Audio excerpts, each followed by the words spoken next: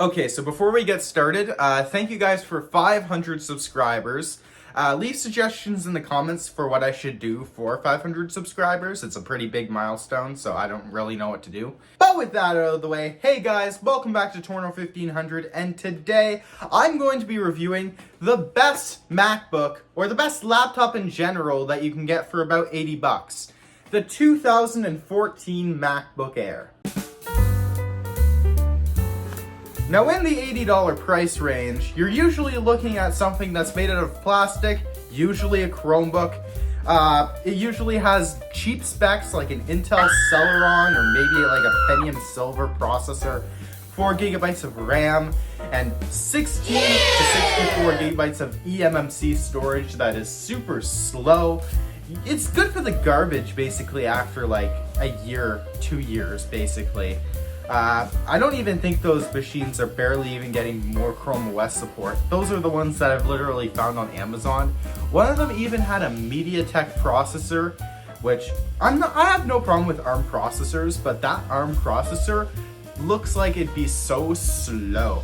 But if you go on eBay or Facebook Marketplace and search up MacBook Air, you can find one of these, a 2014 13-inch MacBook Air with a couple years of life still left in it, metal build quality, and 4 gigabytes of RAM, and actual 128 gigabyte SSD storage over eMMC, which is basically an embedded SD card, and you'd be probably better off using a hard drive than eMMC storage. Not only that, but even though it's older, it still has an Intel Core i5 dual-core processor, which basically will outclass any brand new Chromebook that you can find in the price range.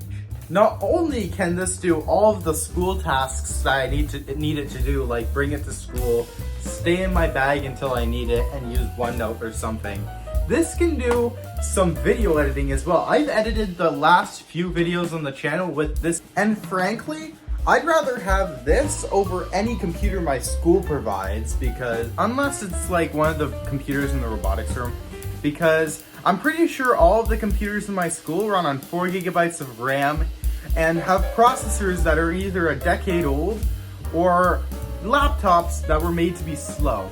So the most powerful computers in my school are the robotics room computers, which were made to be fast. Like they have Core i7 10th gen, 16 gigs of RAM.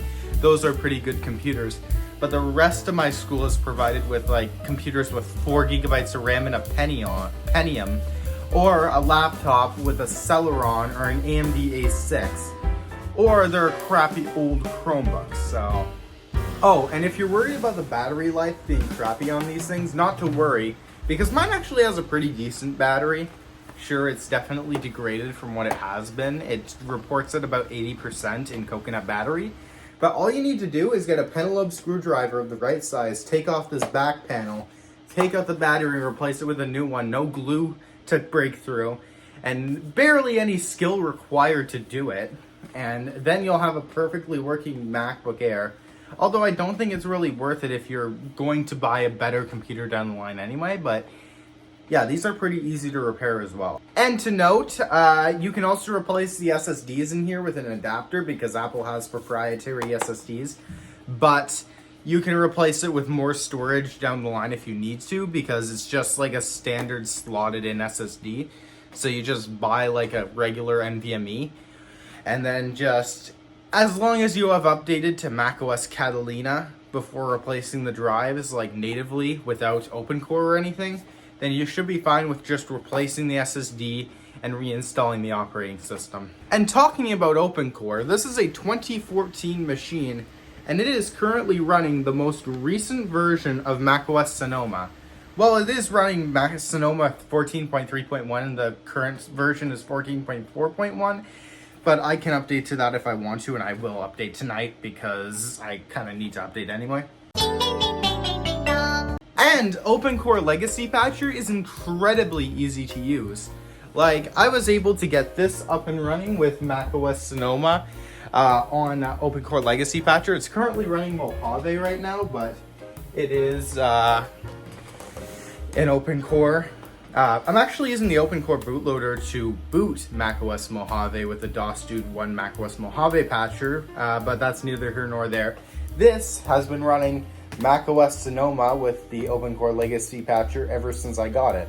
And have I noticed any performance penalties running macOS Sonoma on this MacBook Air? No, I haven't actually. Well, I kind of have. There has been a little lag here and there, but not very much, and it's still a pretty good performer. I can have multiple apps open on this at once without them going out of RAM.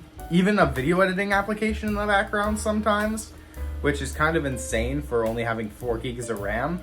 But I think it's using a lot of swap file, and I might have to replace the SSD in this thing. I might be replacing the battery and the SSD in a later video with an adapter, so stay tuned for that. But this laptop has done most of the things that I needed to do, like video editing and stuff, quite well without me having to go resort to another computer that I have. And that's a pretty good thing, because that means that this can do everything that like a modern Mac, well, it can't really do anything that a modern Mac can do, but it can do like video editing tasks like 1080p 30, basic school stuff, even some Roblox to some extent. Now, if you're going to buy one, look for one that has 8 gigabytes of RAM, and possibly look for a 2015 model because it's around the price of the 2014 model. And it's going to be having Broadwell processors, which is kind of a good upgrade. Not a necessary upgrade, but a good upgrade nonetheless. 8 gigabytes of RAM. Don't look for the 11-inch models, because the 11-inch models are just smaller versions and are not that much cheaper. And you're able to find these for around $80, which is what you'll be paying for any Chromebook that you'll actually want to use. Are there any other options apart from this?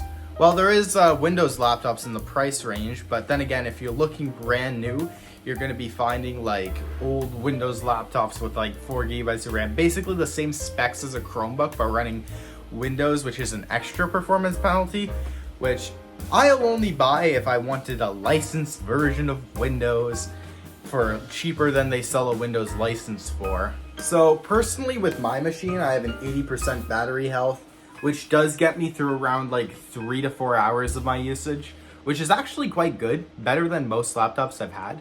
It sometimes even gets me 5 to 6 hours or a full day if I barely use it, but I usually don't barely use it, so it's usually around 4 to 6 hours battery life with its current state.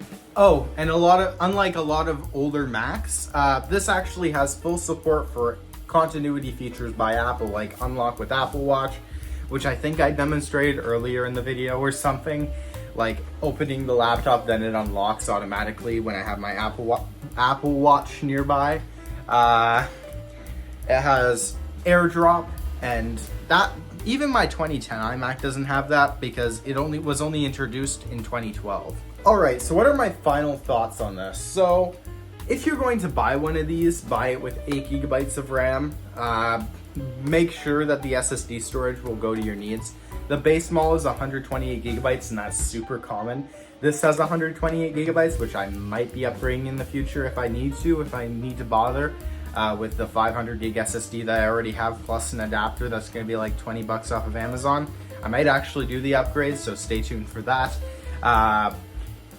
Buy the 13-inch model, not the 11-inch model, because the 11-inch model, it'll be very small. It'll still be better than a Chromebook though, and it'll be more thermally constricted, but that's neither here nor there. Also, stay away from anything 2012 or older, because even though the 2012s do have metal support, they are quite a bit slower than the 2013s, and are about the same price as well, so I would stay away from those completely. Also, I'd stay away from 2017s as well, because those are way too expensive for what they are. Basic 2015 MacBook Airs that are just a tiny few megahertz faster in the processor. But anyways, thank you guys for watching. Comment, like, subscribe. Huge thanks to my Patreons, names on screen. They donate to the channel every month. In the 500 subscriber video, whatever that may be, I will be leaving a comment on whether I'm going to be switching to the YouTube membership program, which would basically be Patreon but integrated into my YouTube channel. Thank you for 500 subscribers, and I'll see you guys later. Bye.